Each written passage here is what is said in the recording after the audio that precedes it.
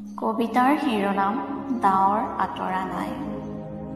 কবি ডক্টৰ শশীকান্ত শইকীয়া। আকাশত বিজুলীৰ চিকমিকনি, ঝুণ্টু তৰাবোৰৰ খবৰেই নাই। বেঙুনীয়া পোহৰ এচাতিয়ে গোপনে জুমি চাইছে আকাশৰ ৰংবোৰলৈ। আকাশৰ ডাৱৰ আঁতৰা নাই। দিন আৰু ৰাতিৰ মাজত মজলিছ, মাজতে দুয়োৰ মাজৰ চুপতা চুপতি। ৰাতিৰ বাবে দিন নে দিনৰ বাবে ৰাতি, পোহৰ আহিবলৈ এতিয়াও বাকী। ডাৱৰ আকাশত আঁতৰা নাই। তৰাবোৰে গোটা তৰা এটাক গিলিবলৈ বিচাৰি ফুৰিছিল। ঘপহ কৰি তৰাটো পিছলিল, লোভতে খোৰাক কৰি ল'লে। হাতীপতিৰো দেখা দেখি নাই।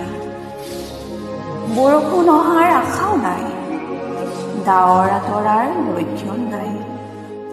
সিহঁতবোৰ নাচনীৰ মিহিৰি খোপা, কপৌ ফুলৰ গছবোৰত লাল বীজ, নীল আকাশখনৰ বেঙুনীয়া ৰূপ, সপোনবোৰ জীৱন আৰু আশাৰ।